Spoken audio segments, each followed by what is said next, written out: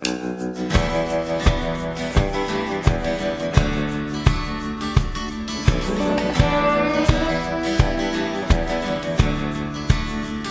right, guys, welcome back to another episode of the Pierce's Wildlife Podcast. Welcome. What's up? We got Mr. Zach on here tonight. Yeah, son-in-law, brother-in-law. My bro-in-law. Got three amigos together. Yeah, three amigos. I like that. We got quite a few fun things to talk about tonight. It's going to be good. Yep. We've got a fun story that, well, not fun. It is fun because it's a learning experience that you're going to tell. Yeah. And then we got a good duck hunt that we're going to talk about. Last episode. But really, more than anything, guys, I mean, we're right at a week going to Texas. Oh, yeah, man. It's getting real. I'm already shaking. Man. I can't wait. I can't wait. If you can't wait, can we go early? Know? Yeah, I know. We got a scout. We're just going to sit in the airport for like 2 days. You know what would have been fun if we could have sent some of our cameras up there and say, hey, post these things out. Let us watch them for about a week. Boy, the anticipation would be, woo. I will say my anticipation is pretty, like I'm a little anxious about it. I'm going to be real with you. Okay, what makes you anxious I'm going to tell you why. Okay, I'm waiting. You know, last year, we were kind of new to a big ranch like that. Right. We've never hunted a ranch, style farm. We've hunted some farms that was like sectioned in different pieces of property, but this is a new... There were cow farms. They wasn't really deer farms. Right. And so, where we went last year was really a big deer farm. It was a big deer farm. And so going into it and all the years that and I don't want to say this, wrongly, but we've kind of got screwed a couple times in the past. Yeah. Not really screwed, but just like... I'm going to knock on wood. Yeah, knock on wood. It's not that we've been screwed. It's just like we haven't had the best outcome, what we were produced to what we were told, if that makes sense. So the long story short is we go last year and it was just incredible. Yep. There was deer everywhere. I mean, they had deer. Right. That TV experience. I ain't never seen nothing like crazy. That for my life. And so with this one, I'm a little nervous because I hope it's good. That's right. I hope it's as good as where we went last year. And I think it will be. I've been looking at their website and seeing, some reviews. It's just, I want it to be good. Yeah, it's going to be a blessing. I believe it is. Oh, yeah. Regardless, we're going to have a blast. I am. I don't know about y'all. Yeah, I'm going to have a blast. Dude. I just soon hunt with y'all. Yeah. That'd be fun. I know, really. I hope I'm taking I can go in there and bust off a big one right quick and then set with y'all, get y'all's. That'd be nice. I'm taking the camera and we're going to film us. Yeah. We're going to film the flight. Maybe we talk some in the airport. Yeah. We'll just have fun out of it. But what I was going to say for a split second was when I went to Denver, flew into Denver to get to Kansas, going back to Georgia, when I was at the Denver airport, I had some work I had to do before I got on the plane. I had to do like payroll and a couple other things. And so I'm trying to find somewhere to sit down and work. Well, I walk upstairs where like the restaurants are, and I look across what the escalators are, and I turn around. I think I told this on the podcast already. There's a dang golf simulator store like right behind me. Oh, wow. And I'm sitting here thinking, you should have brought your club. Yeah. For the hour I was out there. But what I was getting at was, you know how awesome it will be? Yeah. If there's a golf simulator in Austin. Okay. Are we flying? Are we flying in Austin? No, I get where you're going with this. I like it. I'm liking it. Yeah. So we could all play around the golf while our layover's waiting around. I'm hoping maybe we might get one of those experiences like Curry had going to Kansas. I mean, my words. Mm-hmm. I'm envious of that trip, dude. I would be too. I mean, killing that bull that you killed. I mean, Lord of mercy. Yeah, I know. I'm telling you, I was envious of myself, man. I just, that was a dream come true. Ducks and pheasant. Yeah. Just a good time. The outdoorsman's dream. Yeah. Yes, sir. I'm just proud for you. I know it was awesome. Felt good here. It would have been better there. Yeah. I know. I wish y'all could have came, really. I mean, I do see, in the future, us having a lease somewhere. Of our own. Yeah. Whether it's in want Kansas, a lease of our own so Illinois, bad. whatever. We will have our own thing somewhere else. Yeah. And I ain't getting no younger. I'm ready to do it now. Yeah, right now. Let's dive into it. Let's go. Quack, quack. We're gonna talk about duck hunt or what? No, we're gonna move right on into Zach's. Go ahead and get the sore subject. Oh yeah, let's get it over with. We're gonna go ahead and preface it a little bit. That's probably a little hillbilly. Preface it a little bit. Zach's been hunting a pretty good 8-pointer, and a pretty unique looking deer. Yeah, and from there, take it away. Well, we've kind of all said it, and I know y'all have been talking about it. Early season with podcasts. Really ain't. It's been a weird year. It has been a weird year. Ain't really had the bucks producing, especially up at our lease up there, or the lease land up there. And then, not long after Dwight took out his deer, another couple 8-pointers showed up real consistent. And I was like, I might hunt this one. Like, his G2s are long. I mean, he looked young, but he still looked really good.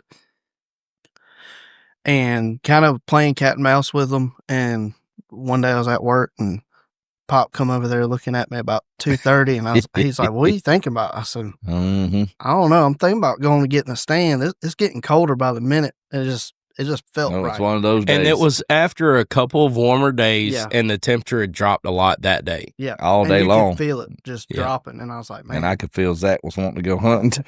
I had that look, and I done got it in my head. I was like, 2:30, I'm going to leave, try and run and go get in the stand, and I got thinking, man, I ain't got my bow. I didn't plan to hunt. I didn't have nothing with me.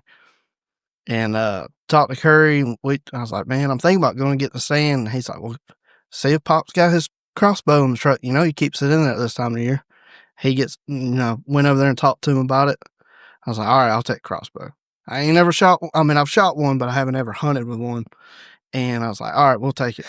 Me and Pop were going over it. Look, show me the ins and outs of it. And we had a little bit of a question on the Broadhead because it's a mechanical, and I know where Curry's stance is with mechanical versus fixed. Don't get me started on something. But I'm kind of following right now, to be honest with you. After this story, y'all can make y'all's decision. There you go. But we had a little bit of question on it, and I was like, no, it should be fine. And went ahead and headed up there.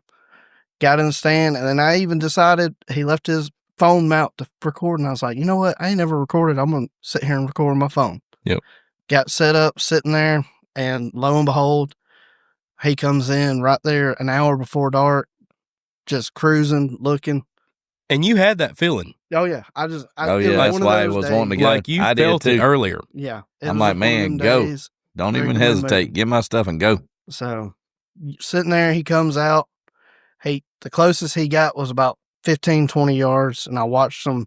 He walked off, and I was like, man, to me, I thought he was gone because of the way he was walking, but he walked off in the thicket and then comes in, gets in the corn, and I'm all trying to get myself situated. My phone recording, you can see me moving in the stand, shaking it, trying to get situated. And it's really a bow stand setup. It's not for rifles or crossbow. Right. No, I have no rails. I mean, I'm there. I'm having to hold the bow all by myself. Lean back in the tree trying to aim at this thing. I guess I should have went and helped. I needed something for sure because it's a lot trying to lean back in the chair to get aiming down at it. And, he comes in. He's sitting right there 25, 30 yards. Perfect shot. Yeah. And I'm like, man, I'm about to get filming it. About to get him on the day I felt like he was going to be there. I get it. Going to be with crossbow. Let off the shot on him and saw the arrow out of my peripheral just take off the right. And I'm like, what in the world just freaking happened? Like, you could hear in my video I was ill, but we're not. What did you say in the video? We're not going to repeat that. What did you say? I said, are you crapping me right now? Oh, yeah, that's right. That's right. Crap would not be the word. Yeah, No, crap was that not was the not word. the word at the time. I was pretty hot. Maybe it was bird. Yeah. But to say after watching that video, it didn't just shoot off to the right a little bit. I mean, it was like 15 feet, 15 yards up right and high. Terrible. Yeah. And I was like, what in the world did I do? And then I was second guessing myself. Did I set it up wrong? I didn't know what to do. And so I immediately, got down, went and retrieved the arrow and got out of there. The deer ran off. He didn't seem spooked or nothing. He just took off, didn't know. All he heard was a pop sound. That was it. And then we got together later that night, went to set it up, and I'm like, dude, I don't know if it's the bow, if it was me, maybe I pulled it. It was just a lot of doubt going on. Well, even Dad was like, I have never had that bow do that. Dad ever. was like, what if, I don't remember, I think you said, what if it wasn't sitting in there right? Because I was like, if it wasn't sitting in there right, it wasn't a shot. Like that gun, something happened. Yeah, and I didn't know if it was operator error or possibly if I bumped the scope or if the scope got bumped when it was in the back of the truck. Just wasn't sure. Well, we got together at Curry's house that night. We was sitting there, and you got your decoy in the back, or target in the back, and we was like, well, I'm going to shoot one. We'll spotlight it where I can see the target and at least know if it was me or not. And we get setting up. I go through my routine, showing y'all how I set it up, make sure I didn't miss something. Shoot it, it hits dead on. So we're like, okay, something else is wrong. So we got looking, reloaded the arrow, or the bolt on this case, for crossbow. Reloaded the bolt in it.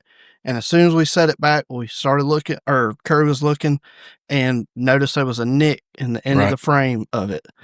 And come to find out that mechanical broadhead we were questioning was at fault for this. It either expanded upon shooting. Right. Had to be. Or something happened and it kind of kicked out and fell back. Right. Because it was a rage broadhead. Right. And those things tend to lean back and push back. And some of those have like grooves in them and like a little notch internally that like locks them in, but some of them have like clips, some of them have this is the plastic clip one. Oh yeah. Well, I kind of feel guilty about that one because I feel like I should have done something a little different there. I mean, we both looked at it and I ultimately made the decision and felt comfortable with it. So that's not on you. That was ultimately. Well, I told him, I said, make sure that the blades are closed up and it's pushed forward. But there's a red little ring that goes at the back. When you pull the blades back, it snaps into that red ring. And really, it just kind of cuts into the ring to hold the blades back. Yep. So the inertia itself, when the bolt comes out, those blades want to throw out. Right. And that's what happened. It had to be. Those rage hypodermics expand really wide. Oh man, they make a nice impact now, but and see the newer. I didn't have any of those new rings. I'm sorry. No, I mean that's you live and learn. Like I hope people will listen to this and think, okay, if I'm questioning my mechanical broadhead, if you have any questions or doubts, you throw that out. That's all I gotta say. And next season, I like that, dude. That was awesome. Season, there's going to be some testing on. I'm sorry. I feel like I cost him his deer this year. I really do. I think he'll get another shot. Ultimately it was good because it was one I was kind of questioning on leaving for next year. So at this point, to see what he does. So hopefully next year we might have a monster up there. He is a pretty decent looking deer for sure. Yeah, he could have won another year. Yeah, but he was at this point, right? He's right on that verge. Right. The problem we run into up there is he can make it another year. But will he? Around there. Right. But will he? All right. So what I was going to say was the new Rage broadheads, the one, I don't know, there's a couple different names of them, but the one that I shoot, and I actually don't shoot it anymore, but the one I used to shoot, and the reason I changed to them is because of that ring on the original Rage broadhead. I think the hypodermic is the one that I shoot that don't have that have like an internal, like something that holds it inside. You know what I'm talking about? Yeah, almost like a set pin type deal. Right. Well, those you don't have to worry about a clip. Right.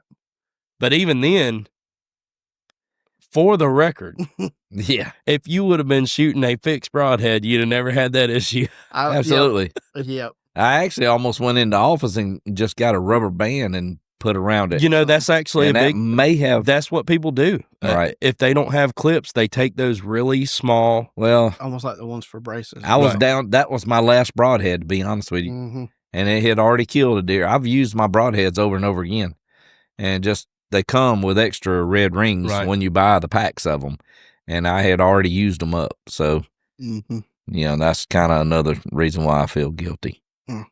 I wouldn't. I mean, like I said, I'm the one who made that final decision. It almost makes you say, I'm just glad should have put a field point in it and let it rock. Honestly, with a crossbow, and y'all can.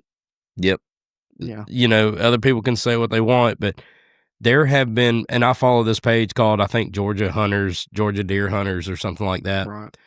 There are multiple people who hunt with crossbows that shoot their deer in the head with crossbows with a field point. No, I have not seen that now. And I'm just like... It makes sense, though. I mean, it's like shooting a rifle, honestly. Yeah. In a way. I mean, it's a little bit heavier and shorter and a little bit more awkward, but if you have the stand set up or blind set up for it, go for it. I mean, it's impressive to me, though, how fast they still can drop even off of those. Yeah. The crossbow is so fast compared to a regular bow. Yeah. And it's just amazing to me that they can still drop out of the shooting range. I didn't even look to see. When you showed me that video, I literally just watched the arrow. I didn't even watch the deer's reaction. Did it drop pretty good when you pulled the trigger? Did you? He had a little bit of a drop, but he had no idea what was going on. He could have been dead if that broadhead wouldn't have failed. Yeah. Yeah, I'm going to move to fix, to be honest with you guys. There's going to be some testing next. Yeah. I literally just saw, like, I could see it on your face, like my gut just sunk again. Right. Yeah. It's not a fun feeling. No. I mean, sorry, dude. when you're hunting. Hey, been there. Yep. We all have. Yeah, been there. The unfortunate part is that was your first buck that it's happened on. Yeah.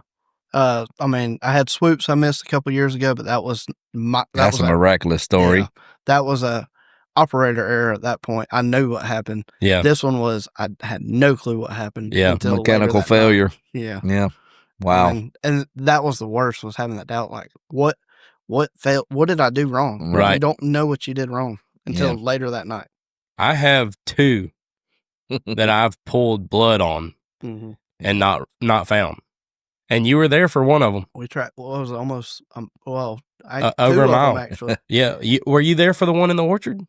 No, I'm talking about when was that, Joe Kerr's? Yeah, that one, and then your other one here at the house in the orchard. Yeah, when we tracked that one. And so what's bad about those? Like, that is a feeling.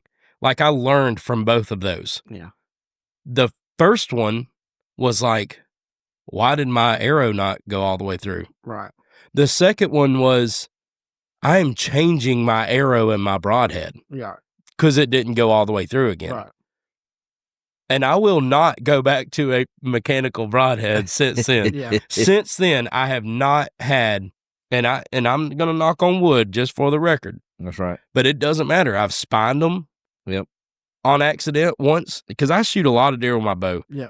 But I've also hit one in the front quarter. Yeah. That thing went right through it.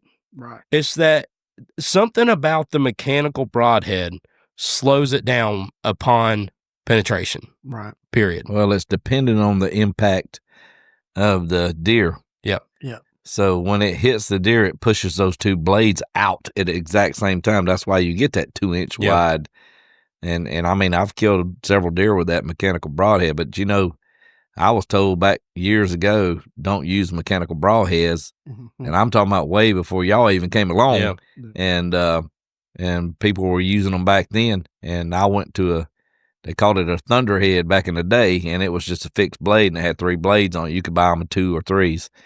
But I'm gonna step back and punt, and I'm gonna start using fixed blades.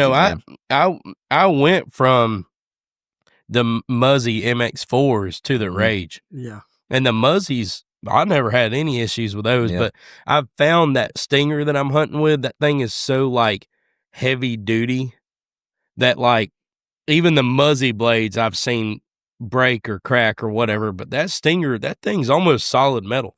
Right. That thing don't even dent when it hits the ground. Yeah. Well, ultimately, I think at the end of the day, if you can just get an arrow to travel through that animal, it's going to take care of Bottom it line. anyway. It don't matter. You got to get there, you know. So, I agree. sorry, brother. I feel bad about that. It was good. I mean, well, I say good. The good thing was he didn't get injured. That's right. Nothing. Yeah. You know, That's it a didn't, good. It didn't turn into good. Yes. a 3-day track. Yep. Hoping, oh gosh, I done injured him. Right. Never if he'd have been wounded and never even seen him again. Yep. Yeah, that would have been. He could have went off and died somewhere, and we'd have never. Yeah, I would have felt real got bad an opportunity. Yeah, you'd have never got an opportunity. Who knows? Maybe it was meant for one of y'all next year. No. I'm gonna tell you right now. I'm still gonna hunt some Georgia deer. But I'm really looking forward to Texas. Yeah. I mean, don't get me wrong. Like, I'm still gonna kill a buck or two, you know, every now and again if I see one 120, 125 or better, because that's about all we're gonna see around here. Yeah. Unless we get a pop deer. Yeah, or was touching up there near the 150s. 150s. Yeah, and even my 10-pointer was that's not normal. Y'all know that. I mean, my 10-pointer was a blessing too. That's like right. that deer, absolutely. You know, was out of nowhere, but like, never know. We could have potential if people would let them walk. Right. Period. And then if you mess up on a deer, that's your deer. Right. Whether you tag it or not, like, be considerate of the growing of these animals. Right. And use that as your deer. Yeah. Every time I've killed a deer or injured a deer and drew blood and I felt like it was dead, I tagged it. That's right. Because I feel like that's the way it ought to be. That's the way it is. That's the way it's supposed to be. But don't get us on a whole nother rant here. Yeah, man. We want. But how much education have we gotten in the last 3, 4, 5 years? Oh, it's. I mean, I've been. You know, we're talking about. We all got long hunting careers, but or not careers, but no, feels like a career. Yeah, I mean, when you love it that much, you know, and you invested time, right? Yep. If we could get paid to do it, it'd be nice, man. Maybe we ought to talk to Michael Waddell and see what he's doing. Matthews, if you listen to this. Yeah, Mossy Oak, Sitka, Drake, Real Tree, anybody. We're down to test some new bows for you next season. That's right.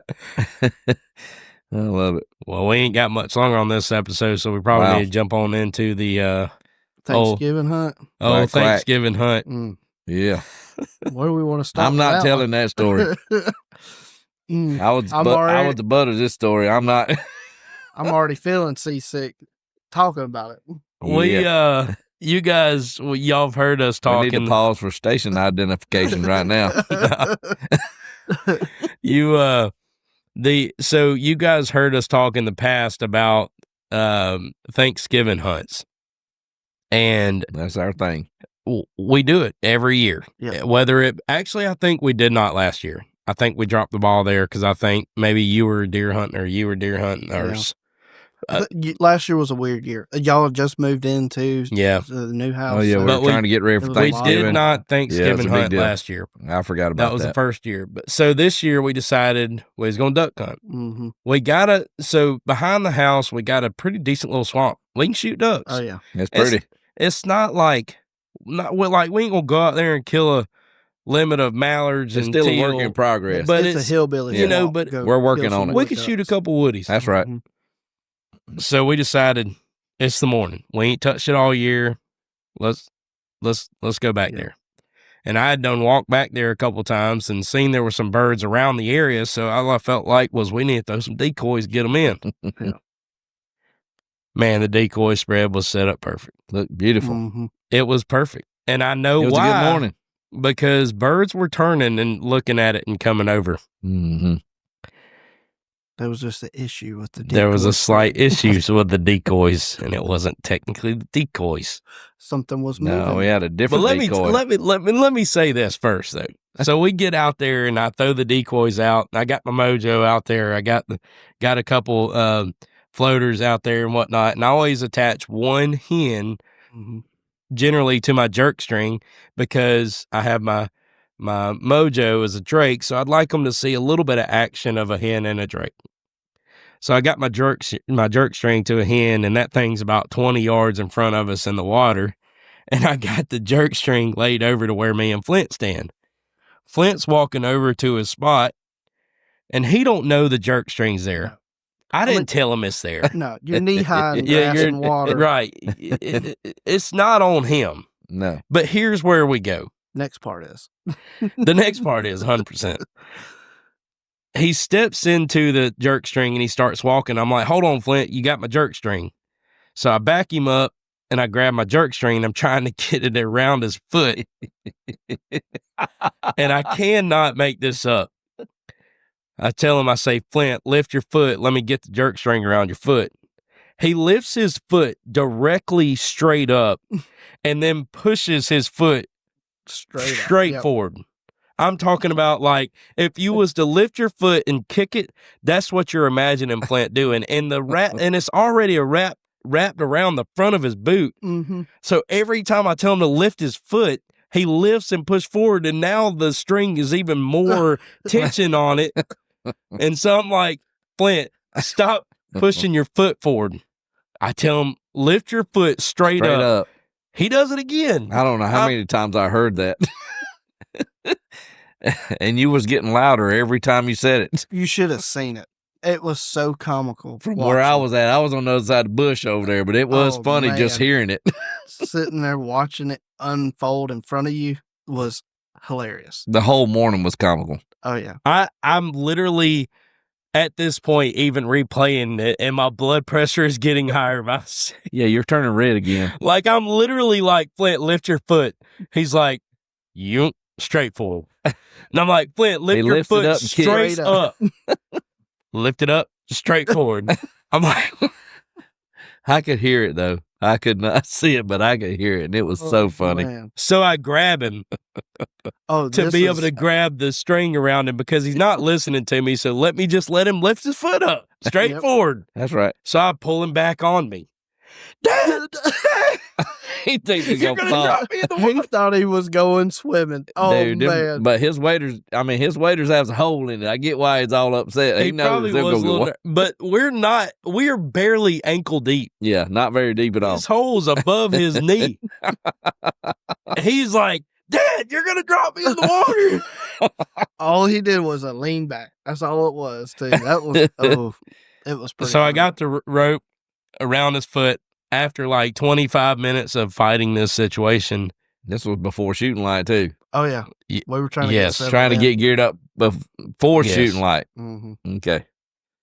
So anyways, so that got all situated and we're sitting in the swamp and we got the decoys out there and everything's perfect. It's quiet. Starting to turn blue sky. Blue sky is starting to come up. We start seeing ducks flying towards us.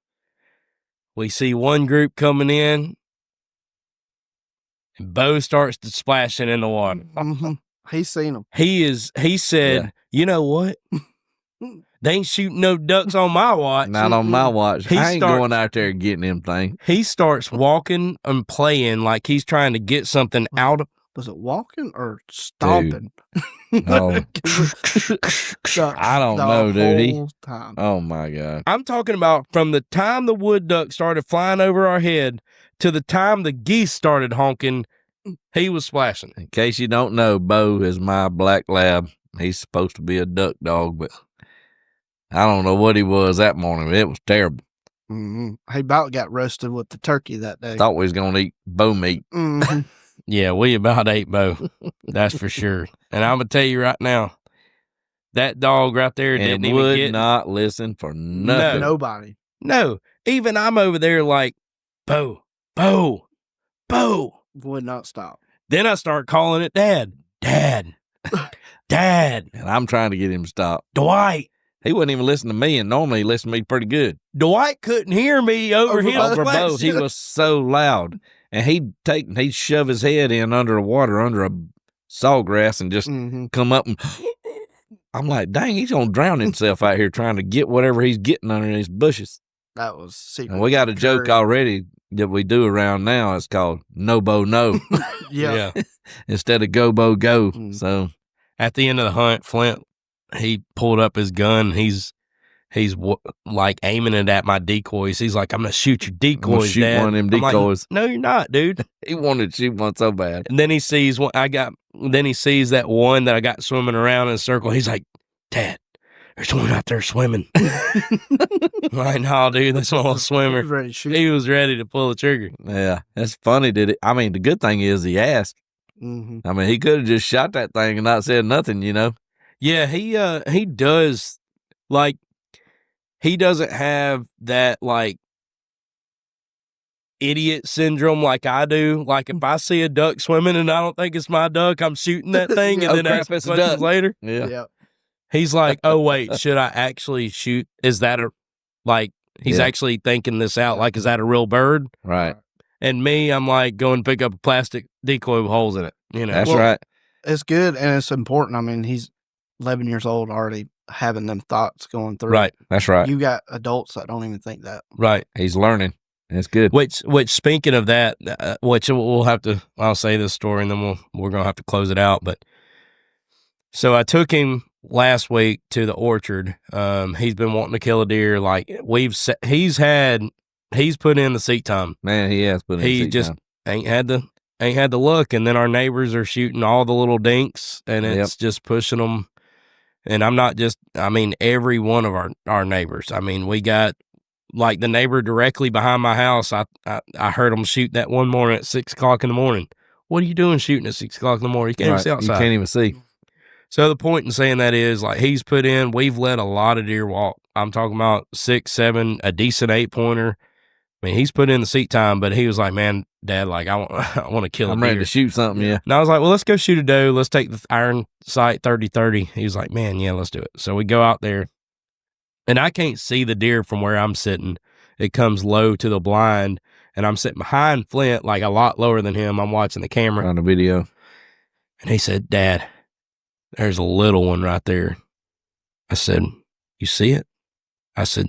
He said, yeah, I see it. I said, well, that's good because there's been a little doe with that big 9-pointer running around. Let's see if that's it. Right. He's like, Dad, this thing's small. I said, okay. I'll get to looking at it. It's tasty. It's a button head, and I know it. I'm watching it. He says, are we going to shoot it? I said, listen here. That right there is the best steak you'll ever eat in your life. Uh-huh. He's like, well, I want to kind of wait just in case. And I'm like, well, we got to fill the freezer. And that was a good one. We're getting closer to the end of the season. So he said, all right, well, I'll go ahead and do it since it's getting kind of dark. But the fact that he's saying, Dad, there's a small one. Right. Not there's a deer. Right. He's saying, just like you pointed out a minute ago, like he visibly and, mentally was aware that was a small deer. Right. And it was. He's being taught well. Yeah. Well, I mean, not just that. I mean, it's experience. It is experience. And that's what I'm saying. Think, the more he does it, the better he's going to get at it. I mean, I wish I was that good at 11 years old. You're not kidding. Yeah. I mean, he killed his first 8-pointer. At 11 years old, I was like, it's down. Brown is down. Shit, yeah. I'm 31 and I'm still that way. I know. But I mean, that's the thing. Like he killed a great 8-pointer at 10 years old. That's right.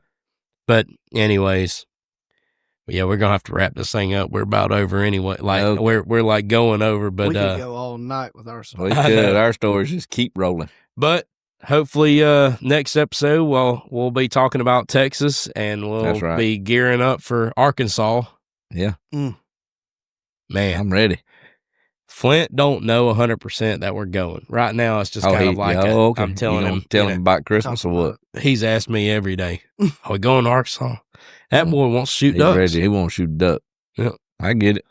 What's wild is he's 11 and going to Arkansas. I know. I mean, and we've talked. Wouldn't y'all died to do that at 11? I want experiences. Yeah. I want to travel the world doing what I love. And that's enjoying God's creation. That's right. That's the way I feel about it. Me too. Mm-hmm. I just hate I'm at this age and just getting rolling. Yeah. It's never too late. Yeah. No, that's what I'm saying. Here we are. But I don't want to be so old I can't do it either. See, so I'm doing it now. You're doing it in your 50s. That's right. We're doing it in our 30s. That's right. Flint's doing it in his 10 and 11s. Yeah, his And, you know, Cash. He's gonna be taking his baby before he's even a teenager. But see, I guess what I'm getting at is like when he gets to that point of he's in his 25, 30, and he's got kids, like he's gonna know what he wants to do and wants to take his kids to experience. Yeah, it's a good thing about our and grandkids. Even Cash and Forrest, like they're gonna be able to have even better experiences than Flip because we're figuring it out before they're even 10. Right. And passing it on to them. Right. Yeah, I love it. But regardless of that, I just love hunting, and I'm glad I get to share it with people I love. So. Yep. Oh yeah. I love it. Yep. All right, guys. So here we go. We're going to Texas, and I want you two to remember. If it makes you shake, don't wait, don't hesitate. Shoot that thing.